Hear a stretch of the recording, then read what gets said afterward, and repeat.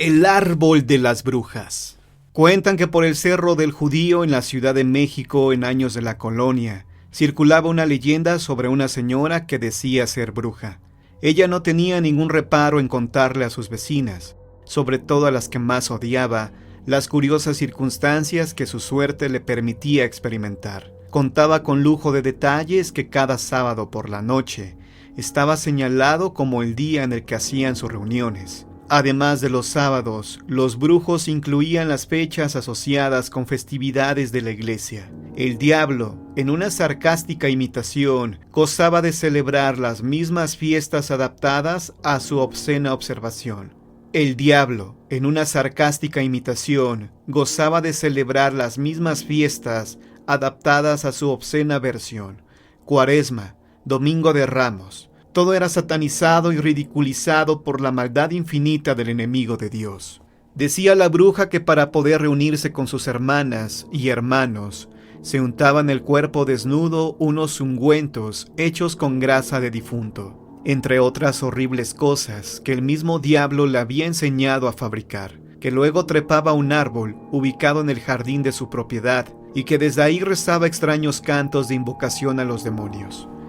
Entonces su cuerpo se alzaba como si tuviera alas o lo llevaran volando unos murciélagos gigantes. Flotaba por los cielos bajo el aspecto de una sombra que nadie podía percibir, volando con una velocidad impresionante, para después aterrizar en una colina apartada de las casas. En dicho lugar comenzaba una ceremonia, donde a manera de la Santa Misa, el demonio se situaba frente a sus feligreses, y con la ayuda de algunos diablos, vestidos a manera de monaguillos, oficiaba una misa negra, donde exhortaba a todos los presentes a pecar con tanta frecuencia como les fuera posible, hacer el mal cada vez que tuvieran la oportunidad de hacerlo, pecar, odiar, lastimar, acusar, atacar, envidiar, embrujar, enemistar, y hasta quitarle la vida a todos aquellos que pudieran ofender y maldecir a la menor provocación.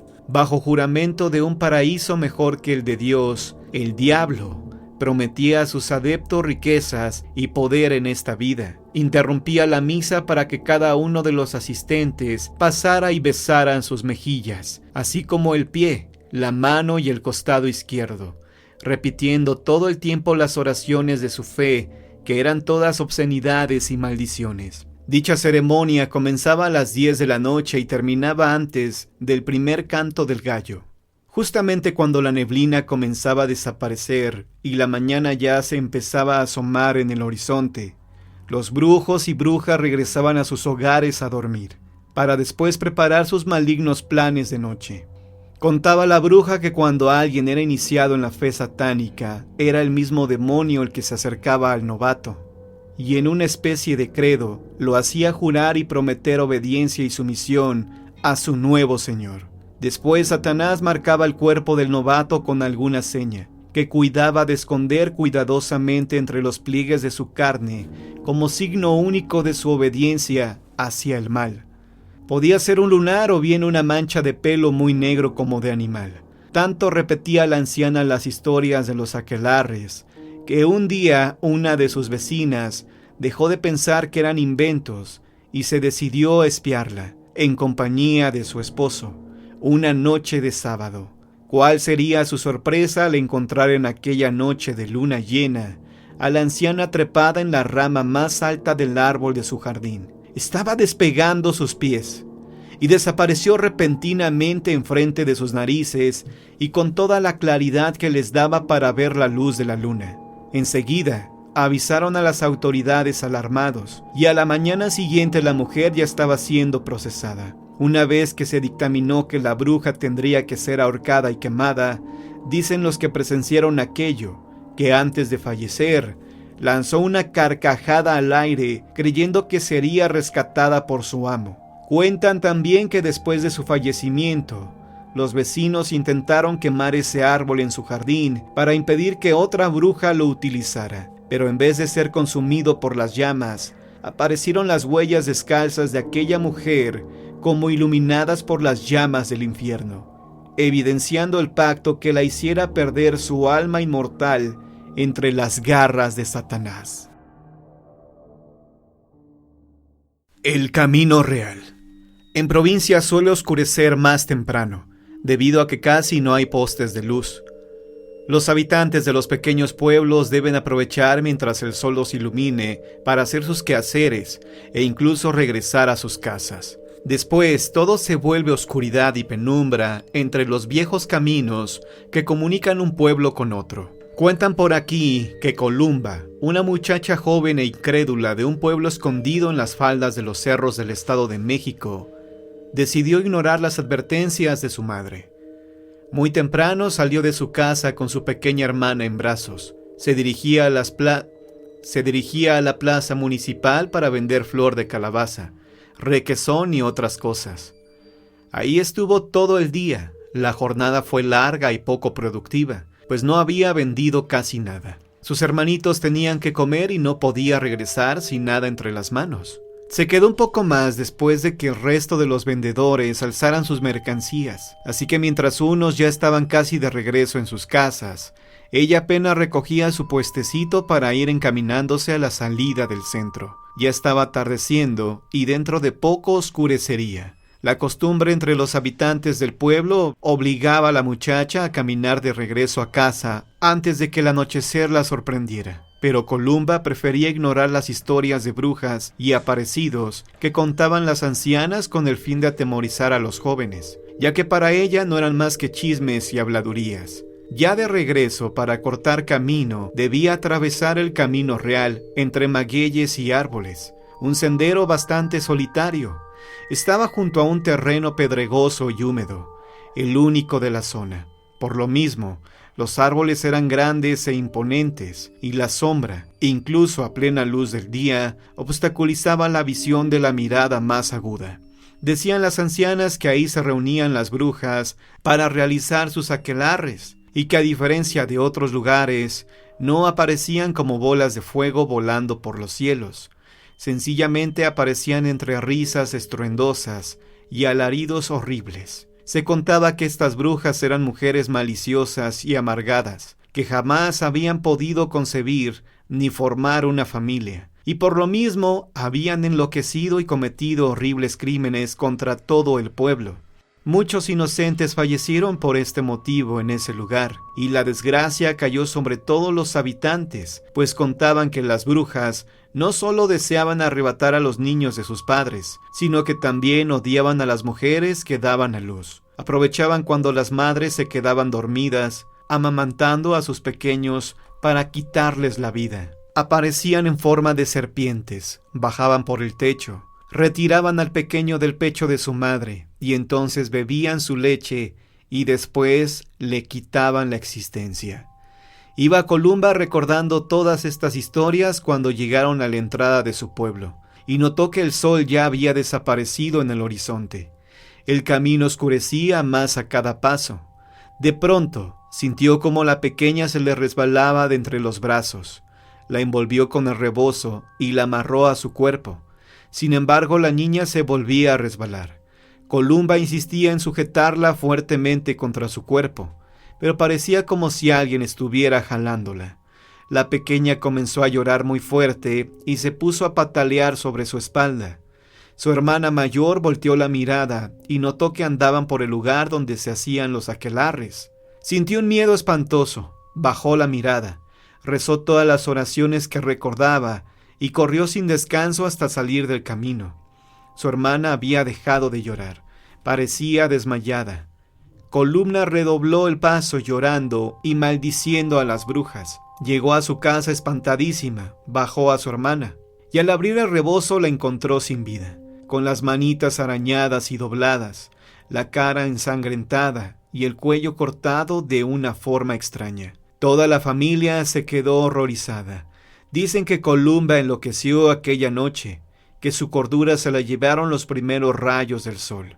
Las historias de las ancianas no deben tomarse a la ligera, pues la oscuridad esconde secretos infinitos que no podemos imaginar siquiera. Las brujas pueden existir incluso en aquellos lugares donde no creemos encontrarlas. Son tan viles que sus almas pueden llenarnos de horror y soledad ahí mismo, en los lugares que siempre creímos seguros y salvos, como refugio de nuestra cordura.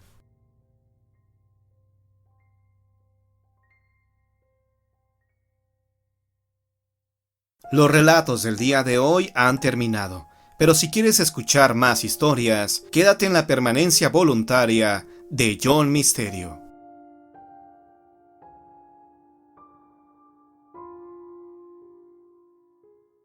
El fantasma de la piedra. Era el día de la natividad de nuestro Señor y don Apolinar Juárez disfrutaba en alegre compañía el festejo más importante del año.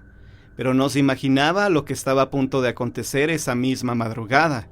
Justo a las 2 de la mañana, él, su señora y sus hijos decidieron salir a hacer una fogata en el patio, para pasar el resto de la velada cantando y relatando chascarrillos. Pero al ver una gran piedra que destacaba por su blancura como de lápida, el señor les dijo: Hace como 10 años, al salir antes de que amaneciera rumbo al trabajo, sobre esa piedra del terreno del vecino, ¿la ven? Sí. Vi un anciano todo de blanco. Estaba ahí sentado, como pensando, y cuando lo saludé solo moví una mano, como si estuviera muy cansado, y luego se agachó y me señaló la tierra. Todos los chicos, 5 en total, sintieron escalofríos. «Ahora que lo dices, viejo», mencionó su esposa, «ahí una vez vimos salir lumbre mi hermana Chabela y yo, cuando fuimos al baño de madrugada. Uy, pero de eso ya hace mucho tiempo. Nomás había nacido nuestro Ismael y Laurita». «¿Qué crees, papá? Yo una vez que entré al cuarto que tiene la ventana hacia allá, que veo una llama que se eleva harto, y al mismo tiempo siento que alguien me empuja hacia ella». «¿Ay, a poco?», preguntó incrédulo Ismael. «Mejor vamos a meternos». «No, no, esperen, miren». ¿Qué? ¡La lumbre!» Los chicos dieron un brinco y hasta la señora se espantó. ¿Dónde? Gritó Adalberto. «Pues en la fogata». «Ay, deja de burlarte», pidió la mamá dándole un golpecito en la cabeza. «Me va a dar el soponcio con tus payasadas. Pero creo que mejor sí ya hay que meternos. Ya me siento agotada». Pero el señor, que para entonces estaba pasado de copas, fue a buscar un pico y se dirigió a aquel paraje. «¿Y ahora tú?», preguntó extrañada su mujer, ya puesta de pie y tomando a 2 de los más chicos para llevarlos a su cuarto. «Quiero ver qué hay debajo de esa piedra plana. Desde que llegamos a vivir aquí, nadie la ha removido. Y ya me entró la curiosidad». «No, papá», dijo Laura, agarrándolo por el brazo. «Mejor espérate a que amanezca. Ahorita me da mucho miedo que vayas ahí». «Sí, papá», dijo Ismael. «Puede ser una tumba o algo así». El señor se detuvo recargándose en el mango del pico. «Pues sí, ¿verdad? Ahí han de haber enterrado a alguien hace mucho tiempo». Todos fueron a dormir, pero a eso de las 4 de la madrugada, unos susurros despertaron a don Apolinar. No entendía nada, pero parecían provenir de afuera. Pese a su borrachera, que poco se la había bajado con el sueño, salió, tratando de no hacer ruido. Empezó a atravesar el patio rumbo a donde parecía provenir aquella voz, cuando de pronto una sombra se cruzó en su camino. Se quedó parado, sin querer moverse en un buen rato. A la luz de la luna, todos los objetos conocidos de su terreno parecían adquirir proporciones amenazantes y horribles. «Dios, ¿qué hago aquí? ¿Pero quién me habla? ¿Quién susurra? No veo a nadie». Entonces descubrió a un anciano sombrerudo, vestido de blanco, sobre la piedra plana del baldío. Era el mismo que había visto hacía una década atrás. El anciano se mantenía erguido y parecía mirar hacia donde estaba don Apolinar. Este, aunque con voz quebrada, pudo articular: ¿Quién eres? ¿Qué buscas por aquí?». Pero aquel hombre, cuyo rostro ocultaba la sombra del ala de su sombrero, se mantuvo inmutable. «¿Quieres una misa, compadre?». Silencio aún. «¿Dónde está tu cuerpo?», insistía don Apolinar en hacerlo hablar. «¿Y tu dinero?». Y de pronto sintió que toda la piel se le enchinaba al ver que el espectro aquel empezaba a bajar de la piedra hacia él. Don Apolinar dio la vuelta y se fue corriendo rumbo a su casa. Atrancó sin querer ver aquel engendro. Venía aún hacia él y pasó toda la noche despierto. Al día siguiente el señor se decidió a excavar bajo de esa piedra. Con una barreta la levantó, pero descubrió solo piedrecitas menudas y basura que se había colado ahí con la fuerza del viento. Una compañía constructora fue a levantar unos locales comerciales a ese baldío, poco tiempo después de que falleciera don Apolinar, y encontró debajo de las piedrecitas puestas, al descubierto por el cuerpo de un hombre de edad avanzada, y una olla de barro con algunos centenarios, que hubieran sacado de la pobreza a la familia Juárez Saavedra, de haberse decidido don Apolinar a esperar a pie firme el fantasma, que parecía querer decirle algo acerca de la última pregunta que le formuló: ¿en dónde está tu dinero?